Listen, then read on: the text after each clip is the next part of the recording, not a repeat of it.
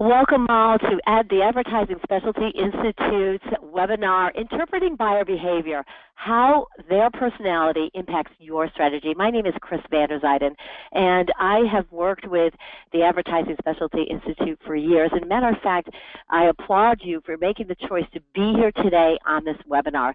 Advertising Specialty Institute, their whole goal is to help you drive your business to a higher level. And one of the ways they do this is by providing awesome education so that you understand what exactly you can do as far as strategy and tactics to improve your business.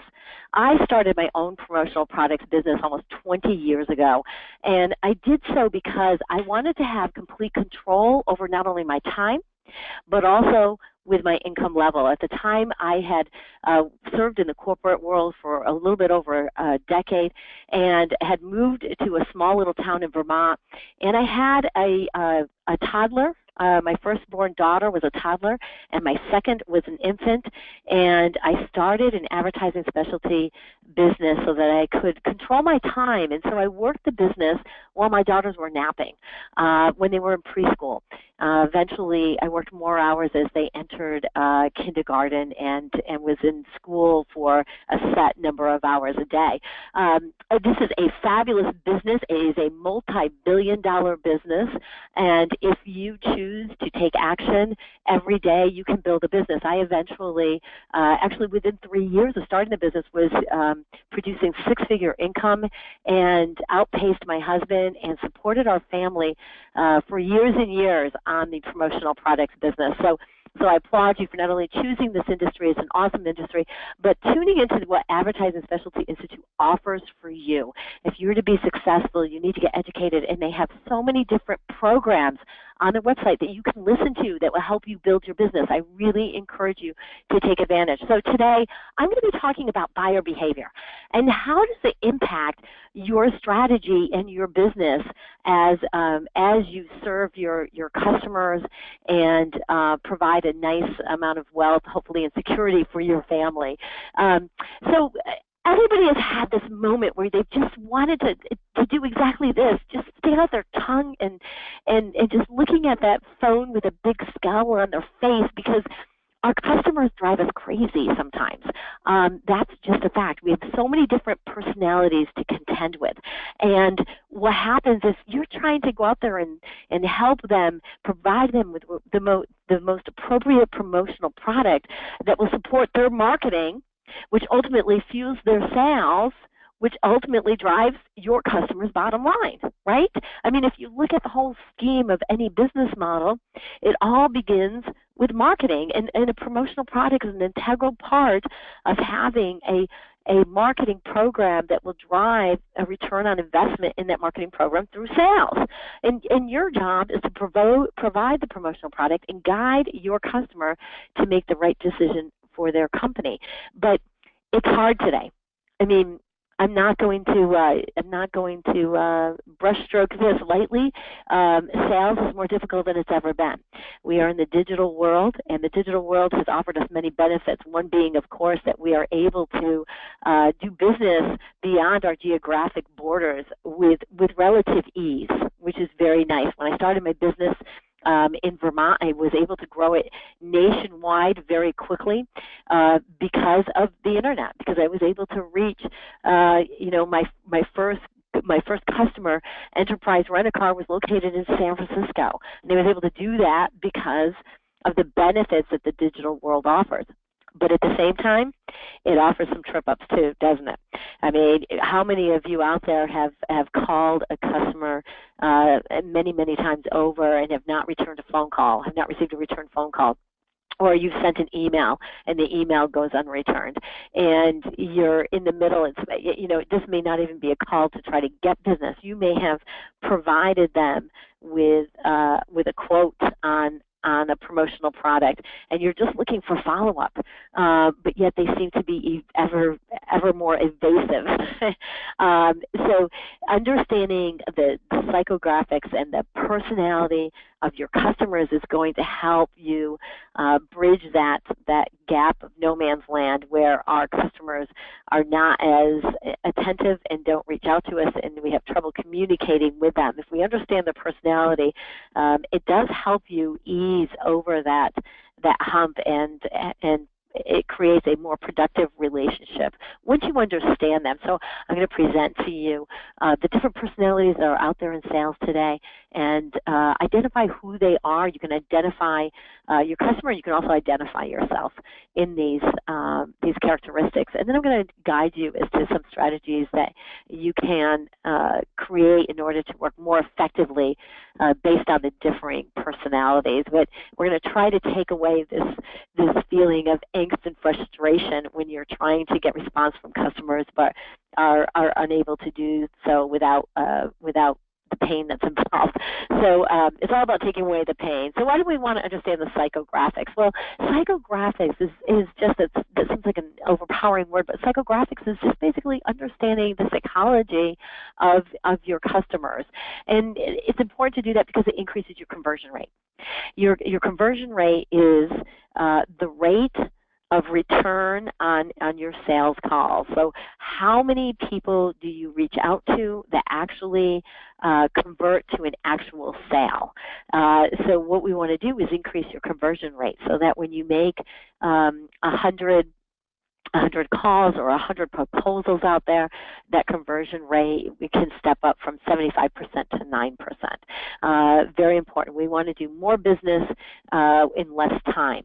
And then, of course, also understanding your customer will allow you to increase your customer loyalty. Here we are in 2017. I'm hoping that all of you looked back at 2016 and looked at your customers compared to 2015 and 14 and 13 and understood what your customer loyalty percentage is. How many customers return to you year after year? I always try to shoot for over 90% from year to year. You're always going to have some that will fall off because a customer will leave the organization and somebody takes over and you're not able to convert them to working with you for whatever reason. They may have a brother-in-law that sells promotional products, right? It's hard to trump a brother-in-law. But if you understand the psychographics and the personalities of each of your customers and you develop a really nice relationship with them, it will increase loyalty, which always increases your productivity and your bottom line itself. We want to have repeat customers. It takes 10 times longer to develop a new customer. It also costs much more money to develop a new customer. So our customer retention level we'd like to be sky high. And then, of course, understanding your customer helps you to obtain more customer referrals. Getting new customers through referrals is the easiest way to grow your business, absolutely the easiest way to grow your business. So if you understand your customers, it will increase your trust and likability, and bottom line, people buy from people because they trust them and they like them. And if we understand them, they will like you more and they'll be more apt to refer other customers to you. And when you go out there and you make that phone call to a customer and ask for a referral, you'll say, you know, Betsy, I love working with you because you are always attentive to the process of ordering the promotional products. You're always in advance of the timeline. I love working with you, and your industry is terrific. Who do you know in your industry that I can help that's just like you? And if you have a nice relationship with that customer, they're more apt to come up with a couple of people that they would refer you to contact in order to better serve them. So understanding our psychographics, it will allow us to increase our conversion rates, taking the time away of how long it takes to actually make a new sale. It will increase your customer loyalty. your retention rate. That's creating an annuity in your business when you have repeat customers, and it will also help you to increase your customer referrals. So let's get into what are the different types of personalities that are out there. Now, when we go through this, I want you to think about your various customers, but I also want you to think about yourself, because we all have dominant personalities, and there really is no right or wrong personality. Whoever you are, but understand who you are, because that impacts how you relate to your customers as well. So let's go through this and let's figure out who you are a bit, and think about who your customers are. And I'm sure you'll have a couple of aha moments in the next half hour in which you'll say, that's why that customer annoys me, or that's why that customer is such a favorite customer of mine, and that's why I've done so well with them, and I want more of that type of customer. So let's talk about the varying personalities that we have to deal with that are out there. But before that, let's talk about the first question you need to ask before you even go on you go further with a customer. You want to understand, is the sale real? I hear about this quite often. You understand your customer, you've worked with them, you've put a lot of time and effort in developing this customer and presenting them various options. You've sent out samples, you've met with them, you've talked to them, but then at the end of the day, nothing ever seems to happen, and it gets down to really assessing at the get-go, right from the very beginning. Is the sale real? And what are the questions you need to ask yourself? Well, do they really have the need? Is the customer really truly looking for a promotional product for a specific purpose event that is happening within the organization? And are you talking to the decision maker? And I always say you want to get to as close as possible to the decision maker. And we're going to talk about the different personalities and who the decision makers are that work with those personalities. But if you're not working directly with the actual decision maker, or the person that's going to sign that order acknowledgement or issue that purchase order, if you're not working with that person, you want to be sure that you are working with as close as possible to the decision maker. So when you're talking to your customers, ask them these questions. What are you using the promotional product for? Is certain the need? And ask them, who exactly will be signing the order acknowledgement when I send that over? Who is it? And if it's not that person, try to assess how close that person is to the decision maker. And then, do they have the financial ability? Is there specific funds that are dedicated to purchasing the promotional product? Is there a budget for it? That's a very important question to ask. So by ascertaining if the sale is real, then you know that they truly are looking to purchase a promotional product. They're just not out there fishing for ideas or getting budget numbers ready for later in the year. You want to know that the sale is real right now, that they intend to purchase the product that you're presenting. And then you want to understand, what is the differentiation from your competition? There will always be somebody else involved in making a sale to your customer. If it is a new, if it is a recurring customer, obviously if this is a customer with loyalty, there may not be any competition that's involved. But if you feel like you're in a competitive environment, or you're responding to an RFP or a request for proposal, you want to be clear on what differentiates you from your competition, and you want to be sure that you articulate those differentiating factors to your customer, whether you're presenting in person, whether you're presenting in writing, or you're just talking to them on a phone call. You want to be able to make sure that you assert yourself and tell them how you're different from the competition that's out there, whatever you see as your differentiating factors. So who are our customers? Well, the first one that we have here is Didactic Doris. And again, I want you to assess your own personality as you go through this, as well as assessing your customers that you work with today, and then just learning about these traits so that when you're out there doing sales calls with new customers, that you can make that assessment as you are first meeting them, and just understanding who they are. There's no personality that's better than another, but we all have our own personalities, and understanding it, again, is going to help you be more successful in your business. So who is Didactic Doris? Well, she is excessively decisive. Didactic Doris is very quick. She's very decisive. She tends to be a little bit strong-willed. She likes to be in a position of power. And she very much does her homework, so she knows what she's looking for. And she's very results-driven. So Didactic Doris wants to win.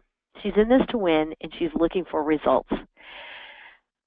And again, she wants to win. There you go. I'm ahead of myself a little bit. She wants to win. She's looking to move herself up in the food chain within her organization. So she's looking for you to support her and help her to be successful within the organization. So your job is to provide her with a solution that is going to make her amazingly looked upon as being the star of the show. So how do we deal with Didactic Doris? Well, you have to be decisive. She's very decisive, so you're going to have to go in very strong and be decisive as well. Give them some options of promotional products, but tell them, be very, very strong in why you think that the product is right for them, how it's going to drive results within their organization, for whatever they're using it for. Whether it's a product launch, maybe you're working with a customer and they're getting ready to go to a trade show, so they're buying a promotional product to drive traffic at the trade show. So you want to be very decisive as to why the product that you've chosen is going to have the results that they want, which is ultimately to drive traffic to their to booth at the trade show. And ultimately, remember, what they're looking for is we want to develop a pool of buyers, and from that they're looking to convert. So be decisive and tell them why this is going to be the right product for them, and be prepared for any comments or concerns that they have. Didactic Doris knows what she wants, and she knows what could potentially be the failures of that marketing program or that promotional product. So be prepared for whatever she's going to come up with, and you want to ensure their success. I always, when I go and work with a Didactic Doris, I'm always very, very strong. I have several different options. I tell them exactly why I think the product will be appropriate, and then I tell them about past results that we've seen. So we have done other trade shows and driving traffic. This is the percentage of success that we realized on previous programs. So in order to ensure their success, giving them a case study, so to speak, or talking about another client of yours that you have worked with the same type of program, it gives them assurance that they will be successful, and ultimately that she's going to win and look favorably upon by the people in her company that are going to be analyzing ultimately the product she chose and the result it gives. So that's Didactic Doris. And then we've got Team Trudy. Team Trudy is a lot of fun. She is very upbeat.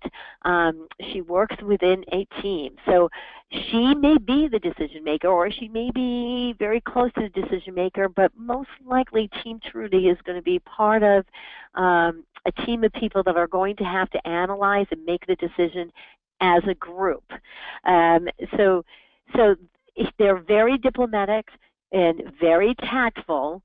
I can't see this. And very slow. Very slow. So Team Trudy is great to work with because she's very upbeat, but realize that with Team Trudy, it's very hard to know what she's really thinking because she's very diplomatic. So if she doesn't like a product that she's representing, she may hem and haw over it, but she's not going to tell you exactly why she doesn't like her or why it's not a fit, why it's not a good fit. You're going to have to really drill down to find out what Team Trudy is thinking about. And the very big trip up in all of this is she's slow. She's very slow because there's a team behind it. So they're going to have committee meetings, and they're going to be slow in responding to you. So that when you call them and you're asking them for an update and they don't return your calls, it doesn't necessarily mean that they're not going to buy the product. It could just mean that they're waiting for a team of anywhere from 2 to 200 people. No, just kidding, not 200 hopefully, but 2 to 200 people, right, to make that decision with them. So in order to deal successfully with Team Trudy, in order to successfully deal with Team Trudy, you're going to want to have a very collaborative conversation. Now, a collaborative conversation is a conversation that is very much done together. So you're going to collaborate as a team with Trudy in order to uncover exactly what the right product is and what the right solution is for them. And it's the only way that you're going to really find out what she's thinking is if you're having a conversation with her in depth. You want to be inclusive in discussion. So if you've got a team behind this, I always ask a Team Trudy who else is involved in the decision making, and I ask her, who are they, and what are the email addresses, and don't you think it might be helpful if I include them on all of the emails so that all the information is disseminated at once. It has the impact of hurrying things along. Now, it can go against you too, so you're going to have to really feel this out with your customer, because sometimes if you end up emailing everybody on the team, you could end up getting different viewpoints coming back at you. But it does, so it's going to take more time, but it does give you the opportunity to try to control the process a little bit more because you're hearing all of the discussion. You're not waiting to get filtered through one person. So having inclusive discussions, and when you go out for a meeting, you may want to ask them, tell them it's fine to have everybody there at once, and therefore you can drive it maybe a little bit quicker. And you're going to have to be patient. Just be patient with a Team Trudy. The great thing about a Team Trudy is they're slower in making a decision, but if you are patient, they tend to be very loyal customers. So it's a great personality to work with if you have the patience to do so. And now we have Friendly Frank. Friendly Frank is he's a great guy. He's very social, enthusiastic, and he is also a team player. I also find Friendly Franks to be very frank.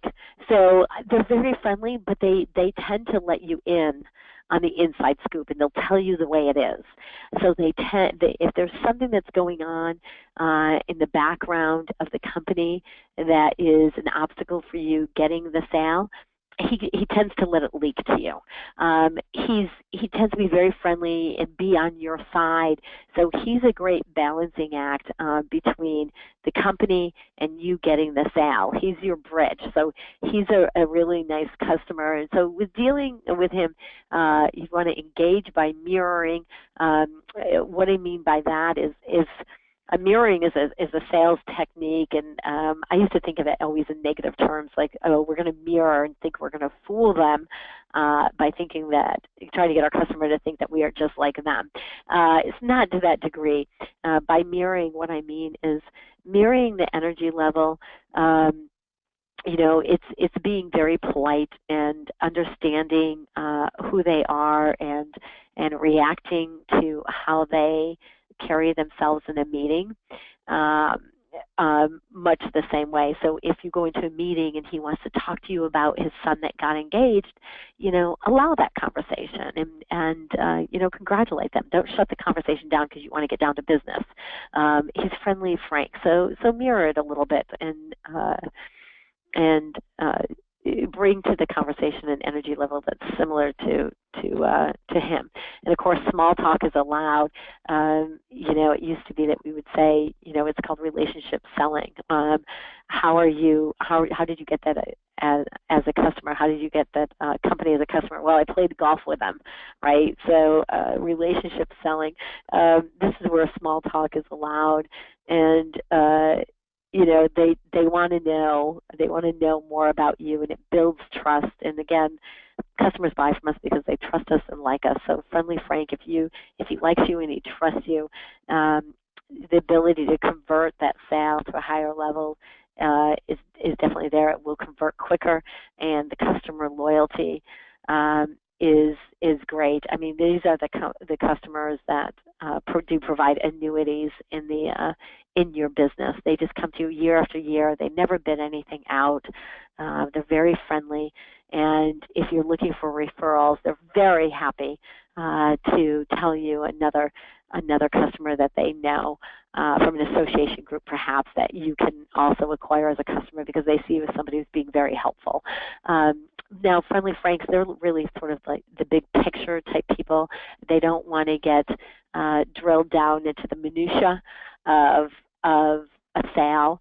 They want to know what the product is and how it's going to serve them and how it will help them with their marketing and sales, but they're not necessarily going to want to know every single detail about the order.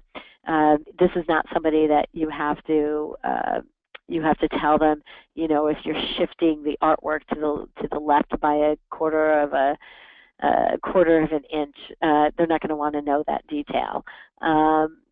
So you just have to stay in the big picture and don't get into the minutia of the technicalities of how the product is going to be made. You don't need to talk to them about exactly what a pad print is. If you're doing an overseas order, they don't need to know all of the detail of sourcing overseas. So they're just a big picture person. It's a great personality for a customer. And then you've got Cynical Calvin. Cynical Calvin's very reserved. He, by nature, is very distrustful and very skeptical about what you have to offer. He tends to be somebody that is going to be very much into the details of the numbers. He is going to be very fearful that for whatever reason you will fail, that the product won't be delivered on time, that it won't be imprinted correctly, that it will be in the wrong color. All of these come into play with a Cynical Calvin. That's just the personality of being more reserved and somewhat afraid of failure. So when you're dealing with a cynical Calvin, you want to build the trust. This can be done by having lots and lots of testimonies that you can present to them about how you have succeeded in whatever program that you're working within and providing a promotional product. By doing testimonies, it builds trust. You'll have to dig deep as to find out what his true concerns are. Cynical Calvin may just be like, they may just say to you something that's very evasive, that they just don't see how that product can drive the results they're looking for, and you're going to have to really have a conversation and keep asking them questions to find out what the real fear is, just unearthing that. So you'll dig deep into the conversation and be quietly confident with a Cynical Calvin. You're sort of going to have to, when you talk to them, just understand who they are, and they'll be overly assertive, or you'll scare them. So you want to be quietly confident and just reassure them that what you're doing is going to work, that the product will be delivered on time. It'll be exactly what they dreamed of. And this is a client that you'll want to show a virtual sample of with their logo on it. I wouldn't do that with a Friendly Frank, because he doesn't want to know the detail, but a Cynical Calvin will. He'll want to know, what is it? How is it exactly going to look?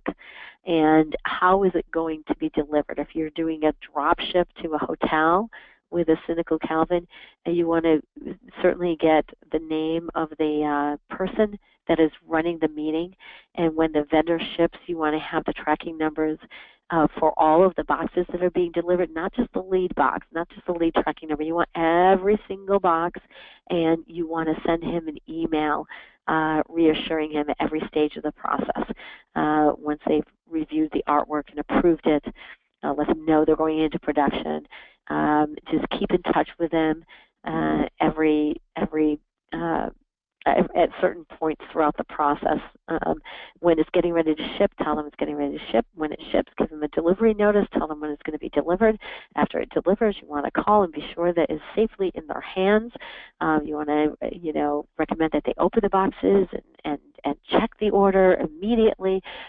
This will help build trust with a cynical Calvin and give him reassurance. And once you build the trust with a cynical Calvin and you get them as a client, because you've paid such attention to them, they will come back. They will be a client forever. Their loyalty is great because it's so hard for them to move on to another vendor. And then there's Analytical Albert, very cautious, very comprehensive, and data-driven. I always think of my Analytical Alberts as the people that I work with in the insurance or the banking industry. Of course, it's not always the case, but a lot of times this is where you'll see an Analytical Albert. And with an Analytical Albert, you want to use case studies. Not only verbally, but I also have case studies that are written out. We post them on the website. Case studies, because that provides assurance, and make sure your case studies have numbers in them because they're analytical. They are the client that wants to know that if we buy 1,000 Padfolios that we are taking to a association meeting, and we hand them out to 1,000 people that are passing through. Maybe they have a booth at the association meeting. That then those people, we collected, 850 new customers, potential customers, and then we were able to convert this many customers. 30% of the customers actually converted to clients, creating X revenue. Now, when you go to clients and you're developing testimonies, ask these questions. How many people received the promotional product? How many of those people who received the promotional product were already customers? How many of those who received the promotional products were new customers? And from those new customers, what was the percentage of customers that actually converted to new customers for that customer? And then follow it up with, because you really want the return on investment, of those new customers that were obtained because of the promotional product introduction, how much revenue did they add to that customers on a percentage basis? That is real results, and that's a real case study. So if you can develop case studies and provide that to an analytical or a data-driven customer, it's very helpful in gaining trust by that customer. The testimonies do the same thing. You have to be very, very careful in a close with this customer. This is not a customer that you want them to self-close. So you want them to come to the conclusion that, yes, this is based on the information you have given me, this is the product that makes sense for us. So be very careful in closing. And then there's innovative IDAs. Innovative IDAs are great. They're very creative, tend to be very informal, and a bit of an iconoclast. So they're very creative in their ideas. So they're great. If you have an RFP, a request for proposal from a company, but the person who's actually going to take the RFP in is an innovative IDA, they're the ones that you can turn away from the request for proposal. They're very creative. They're going to listen to alternate ideas, and she or he tends to be an iconoclast, so they go against the grain in their company. A lot of times I think an innovative IDA thinks that they know better than the team inside the company, and she can come up with an idea that's going to be better than anything anybody else has thought of. So if you've got a new idea that this company has never used before, this is a great customer to present that to. You want to brainstorm with her because she does like to control things. So if you can brainstorm with her and have her come up with feed her with ideas, but have her make the final decision, that's going to be helpful. She's also, sometimes you have to keep them focused. Innovative IDAs tend to suffer from Chinese nickel syndrome, so they will see the next best thing coming. So instead of presenting them with 10 ideas, maybe present them with 5 and reserve the other 5. You may have 10 in your portfolio, but but present 5 to them, because it's hard to keep them focused on one idea. So you don't want to bury them with ideas, because it'll keep them off track.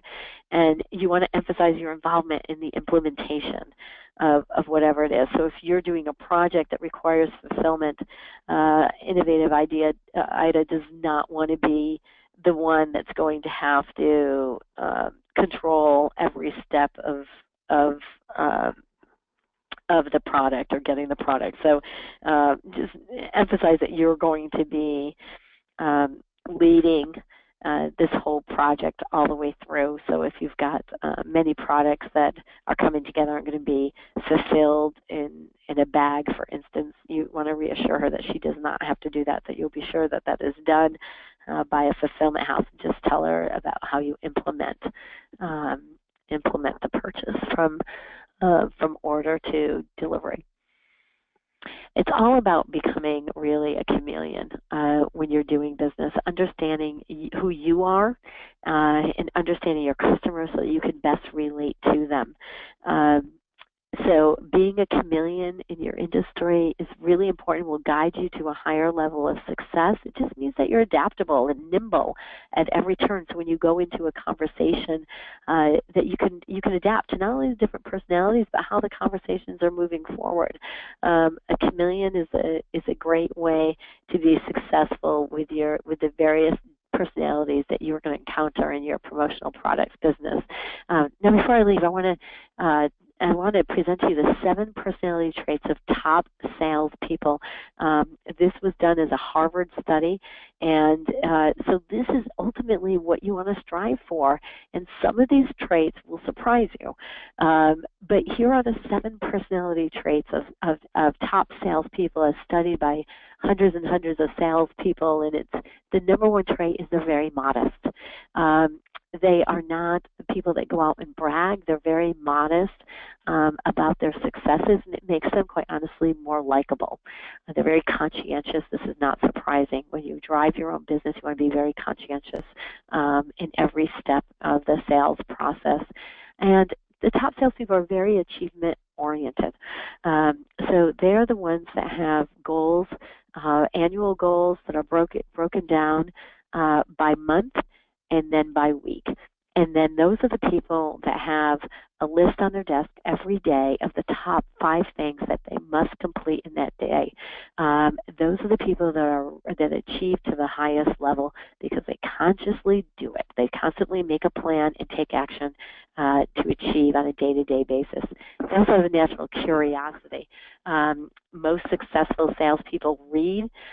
They do exactly what you're doing, and they take advantage of webcasts that are available to them that will help them grow their business. And they're just curious about how the world works.